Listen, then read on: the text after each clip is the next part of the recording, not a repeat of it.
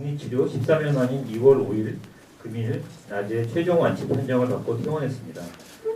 이번 환자는 중국 우한에 파견된 한국 국적의 55세 남자분으로 1월 10일부터 인후통이 있었고 1월 22일에 상해를 경유해 입국 후 능동 감시 중 1월 23일 인후통 악화로 보건소를 방문하여 확진 판정을 받은 환자입니다. 격리 입원 치료 중 매일 바이러스 검사를 받아왔고 증상 소실 후 2회 이상의 미검출 소견을 보여 감염력이 없음을 확인하고 2월 4일 밤 신종 코로나 바이러스 확진 환자 중 처음으로 격리 해제 및 퇴원 결정이 내려졌습니다. 특히 이번 확진 환자의 첫 퇴원 결정은 신종 코로나 바이러스 감염증 중앙임상 TF에서 중증도와 위험도 평가를 포함하여 정확한 임상 정보 공유와 여러 전문가들의 토론과 질병관리본부의 종합적 판단에 따른 것입니다. 동시 질병관리본부 브리핑에 이어서 자세한 환자 브리핑을 말씀드리겠습니다. 먼저 금일 퇴원한 입원 환자에 대해 김범치 국립중앙의료원 감염내과 전문의가 말씀해 주시겠습니다.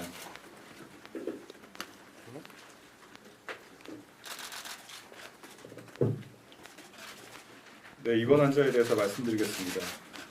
말씀드린 대로 중국 우한 파견 직원으로 근무 중이던 55세 남자분이었습니다. 환자분은 중국에서 1월 10일부터 인후통 그리고 몸살 증상 등이 있어서 현지에서 이제 대증 치료를 받은 바 있으며 상해를 경유해서 1월 22일 입국하였습니다. 입국 당시에 미열이 있어서 능동 감시 대상자로 분류되어서 추적받고 있었고 인후통 증상이 심해져서 보건소를 내원해서 검사를 받았고 거기서 신종 코로나 바이러스가 확진되어서 1월 24일 날 국립중앙의료원에 입원하였습니다. 이번 당시에 인후통 외에 특별한 증상은 없었지만 환자가 이제 해열제를 복용 중이어서 해열제를 중단했더니 38도 정도로 발열 있었고 폐 흉부 전산화 단층 촬영에서 다발성 간유리 음영 소변을 보여서 이번 3일째부터 항바이러스의 투여를 시작하였습니다. 환자의 임상 경과에 결정적인 영향을 미쳤는지 판단하기는 좀 어렵지만 항바이러스의 투여 3일째부터 흉부 엑스레이 호전 소변이 보였고 이번 7일째에는 인후통이나 기침 같은 임상 증상도 모두 소실되었습니다. 이번 5일부터 10일까지 6회 연속으로 상기도 하기도에서 바이러스가 검출되지 않아서 증상 소실 후 24시간 간격으로 2회 이상 음성 기준을 충족해서 격리 해지 및 퇴원 결정을 하고 금일 퇴원하였습니다.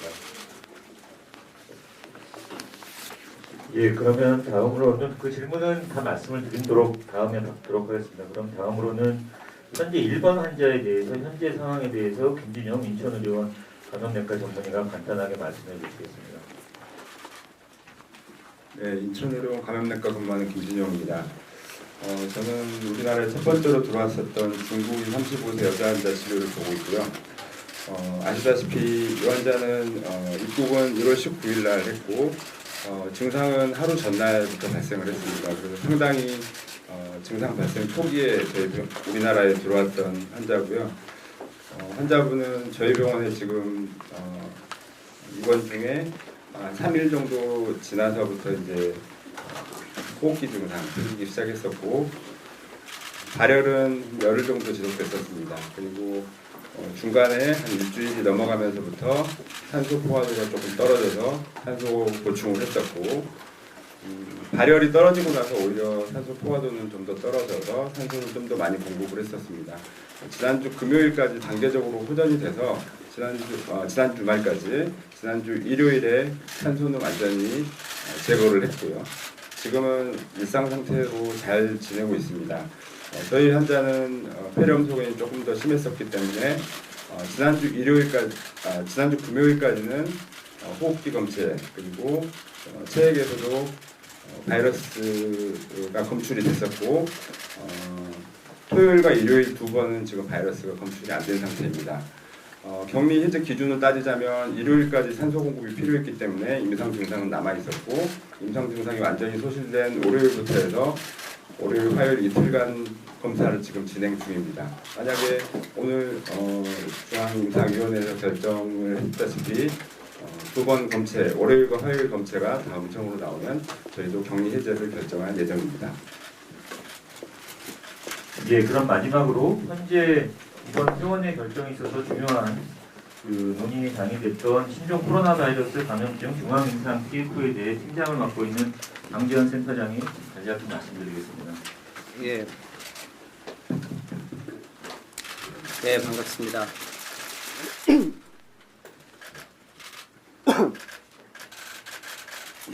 예, 반갑습니다. 새로운 감염병이 터지면 모두 다 당황을 합니다.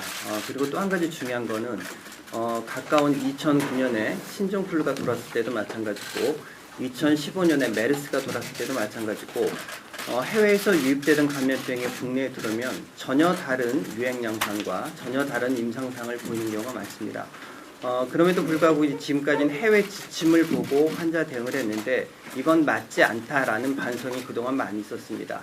그럼 이제 정확한 국내 정보를 빨리 얻어서 그거를 환자 치료와 감염병 대응에 이용을 해야겠다라는 반성이 전문가들 그룹 사이에 있었고 이번 신종 코로나 바이러스 유행 사태를 계기로 해서 이 모임이 만들어졌습니다.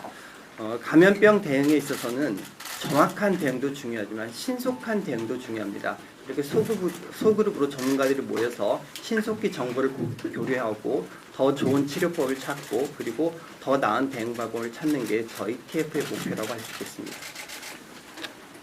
예, 간략하게 말씀을 드렸고 그러면 질문을 받도록 하겠습니다. 고소해 주시기 바라며 간략하게 후보과 성함 말씀해 주시면 되겠습니다. 질문 부탁드립니다. 예. MBC 임상대입니다. 퇴원 기준을 현행 기준 그대로 적용을 하려면 이미 퇴원을 했었어야 되는데 그만큼 좀 며칠 더 상황을 지켜본 이유가 있는지 어떤 점을 조금 더 고려하게 되셨는지 좀 설명 부탁드립니다.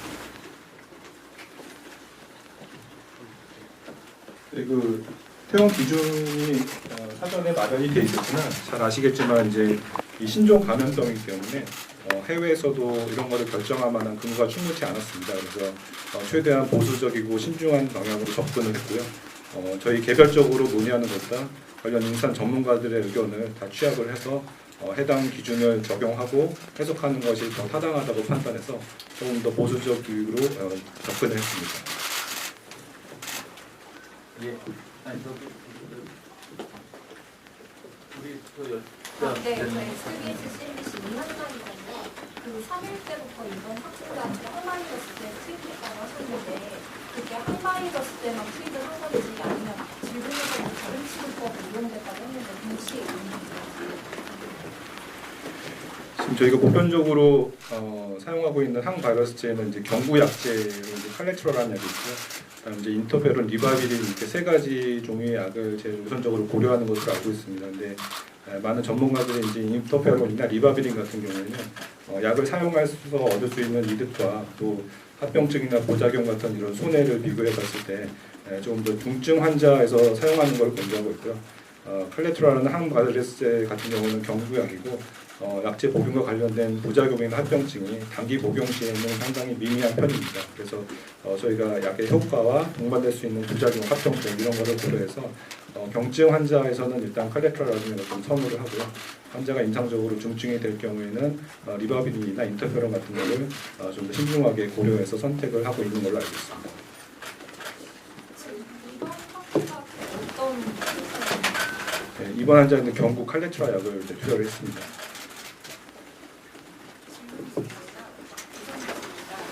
예. 예전에 메르스 때랑 치료제 항바이러스제 치료제가 동일했는지 궁금하고요.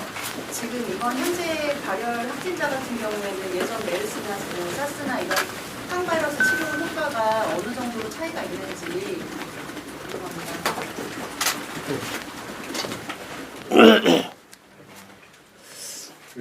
항바이러스제를 새로운 바이러스한테 선택하는 건 상당히 좀 어려운 일이고요. 근데 이제 코로나 바이러스 중에서 중증폐렴을 일으키는 사스와 메르스 전 사례를 이제 검토를 해서 그리고 또 한 가지는 이제 먼저 치료를 하고 있던 중국 쪽의 데이터들도 여러 가지 종합을 해서 결정을 한 거고 실제로 그게 효과가 있는지를 비교를 하면 좀 더 많은 환자 수가 필요하다고 생각을 합니다.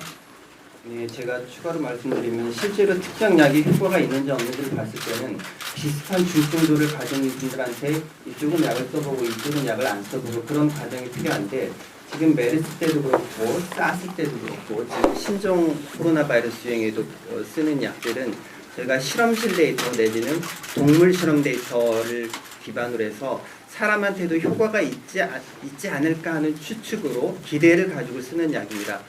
그렇지만 이 중에 실제로는 효과가 있는 약이 있을 수 있고, 특히나 이제 각광받는 약이 아직은 출시는 되지 않았지만 렘데시비어라든가 아니면은 클로로킨, 우리 말라리아 약으로 쓰던 클로로킨 같은 약도 효과가 있을 것 같습니다. 그렇지만 다시 한번 말씀드리면은 이 약이 진짜 사람한테 동물한테서는 효과가 있을 수 있었지만 진짜 사람한테 효과가 있는지 검증되는 과정은 더 많은 연구가 필요합니다. 예. 예, 질문은 YTV 기관입니다. 혹시 그 퇴원 조치 이후에 관리 같은 경우는 좀 어떻게 이루어질 예정인지, 뭐 검사 예정이라든가, 뭐 주기라든가, 방법이라든가 좀 상세하게 부탁드리겠습니다. 네, 지금 뭐 아시겠지만 환자의 입원 치료와 또 이제 안전하게 격리 해제하고 퇴원하는 거에 지금 초점을 맞춰서 접근을 하고 있고요. 말씀하신 대로 이제 이게 신종 감염병이고 앞으로 예후가 어떻게 될지에 대해서는 정기적인 추적 관찰이 이제 필요하다고 생각이 됩니다. 그래서 메르스 때도 우리나라에서 메르스 종료 이후에 메르스 콜트를 운영하면서 그거와 관련된 프로그램이 지금까지도 운영이 되고 있고요. 지금도 이제 질병관리본부에서 신종 코로나 바이러스에 대해서 유사한 형태의 어떤 추적 계획을 세우고 있는 것으로 알고 있습니다. 그래서 뭐 특정적이진 않지만은 과거 메르스 사태를 기준으로 해서 이번 신종 코로나 바이러스도 이렇게 정기적으로 이제 추적 관찰을 하면서 예상하지 못한 합병증이나 이런 거에 대한 관찰이 필요하다고 생각이 되고요. 구체적인 어떤 뭐 계획이나 이런 거에 대해서는 아직 정확하게 말씀드리기는 어려울 것 같습니다. 대부분은 이제 엑스레이 상으로 나타나는 변화를 이제 추적을 하고요. 그다음에 혈액 검사, 또 이제 겉으로 드러나진 않지만은 폐기능 같은 것도 영향을 줄 수 있기 때문에 폐기능 검사 같은 것들을 종합적으로 시행하는 것으로 알고 있습니다. 이번 순간에 태어난 이후에 그 말씀하신 엑스레이나 피부 검사를 이렇게 그러면 이제 통화를 해야 될 텐데 어떤 식으로 좀 관리가 되는지 얼마 기간? 네, 저희가 이제 격리 해제와 퇴원 기준은 마찬가지로 기존의 기준과 또 전문가들의 이제 엄격한 심사를 통해서 안전하다고 판단하는 기준으로 결정하고 퇴원했기 때문에 앞으로도 이제 일반 환자와 마찬가지로 외래로 추적을 할 예정입니다. 현재는 이제 한 10일 뒤로 외래를 예약을 해드렸고요. 그 사이에 질병관리본부와 앞으로 추적 계획에 대해서 좀 세부적인 상황을 점검하고 그런 것들이 차질이 없도록 진행을 하도록 하겠습니다. 말씀드렸듯이 세부적인 계획이나 일정, 검사 항목 같은 거는 지금 이 자리에서 말씀드리기 좀 어려울 것 같습니다. 예. 우리 저 뒤에 여자분.